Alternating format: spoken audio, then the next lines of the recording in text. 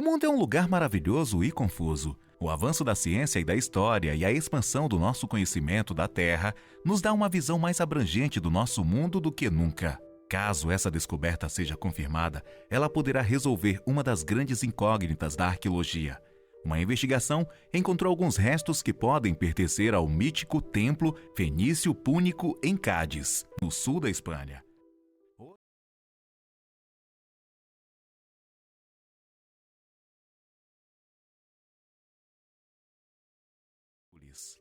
Especialmente foi um doutorando americano, Ricardo Belizan, juntamente com cientistas do Instituto Andaluz de Patrimônio Histórico, que graças a fotografias aéreas teriam encontrado um edifício monumental no canal entre Chiclana e São Fernando.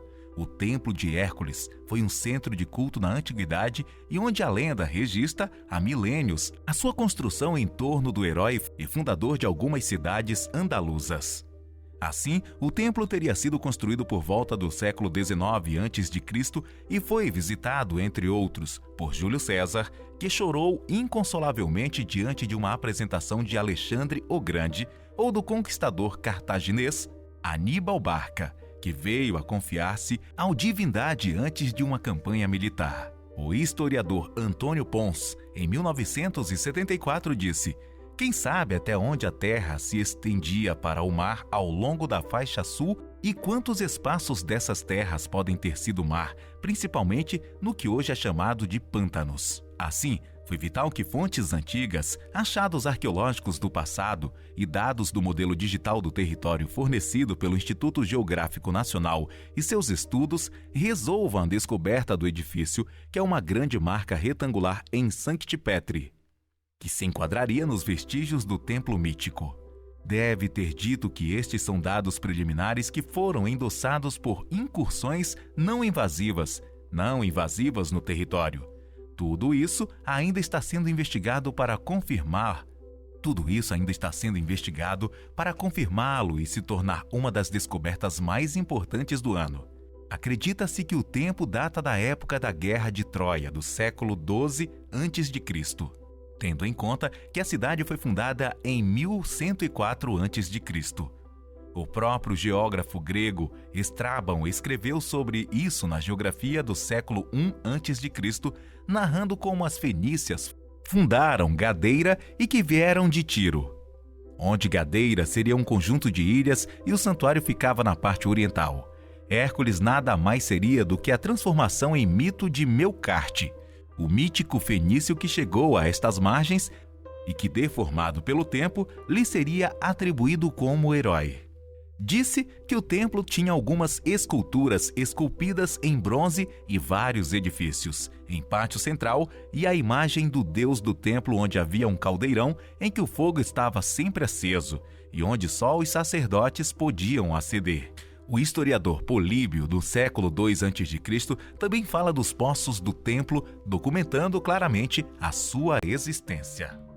Na 8ª sala do Museu de Cárceres, na Espanha, dedicada à epigrafia romana, está exposta uma pequena coleção de peças pertencentes à instituição. Um deles se destaca por conter uma inscrição ainda não decifrada. Vem do povoado de Casar. Curiosamente, a peça mostra uma estranha figura humanoide que lhe valeu o pseudônimo de A Estela Extraterrestre.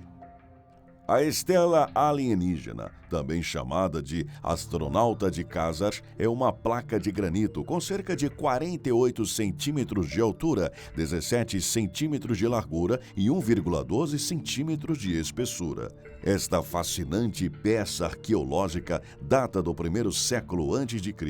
e é possível que pertença à cultura ibérica.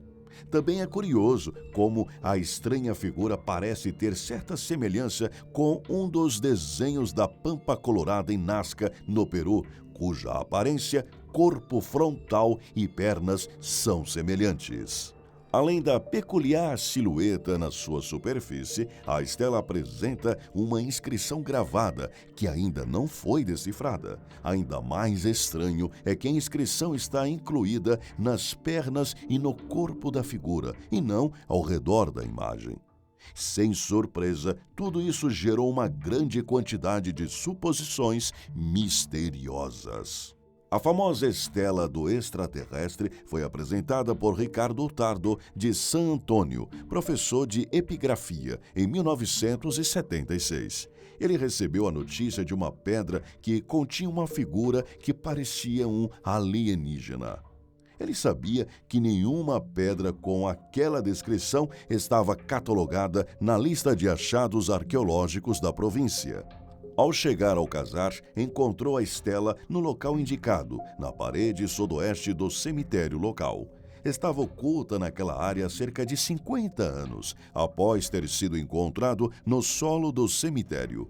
Hurtado disse que o que mais chamou sua atenção nesta peça é que a figura humana irradiava um claro toque de simplicidade. Agora, vamos dar uma olhada mais de perto na inscrição que está presente na silhueta da figura enigmática. As letras estão profundamente gravadas, com 5 centímetros de tamanho e, segundo Hurtado, denotam uma escassa romanização que teve início na era durante o 1º século depois de Cristo. Hurtado leu a inscrição deixando-a da seguinte forma: EDI, ID, MIM, MIM, ILVCIA, SPMA, SVDLIE, CKA, SN.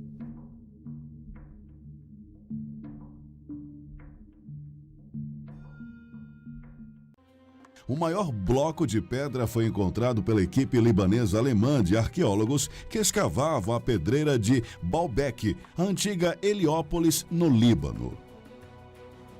E lá existe um monólito chamado Hajar al-Ibla, em tradução livre, Pedra da Mulher Grávida. Blocos de pedra semelhantes de 20 metros de comprimento foram usados para o pódio no grande templo de Júpiter, no santuário romano de Baalbek.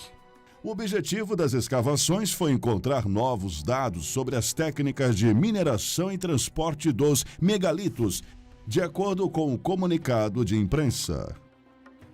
Os arqueólogos descobriram que o monólito Hajar al-Ibla foi deixado na pedreira porque a qualidade da pedra na borda do bloco era ruim e o monólito poderia ser facilmente danificado. O segundo bloco pesa 1.650 toneladas. Os arqueólogos concluíram que o bloco deveria ser transportado sem ser cortado. Mas como pode?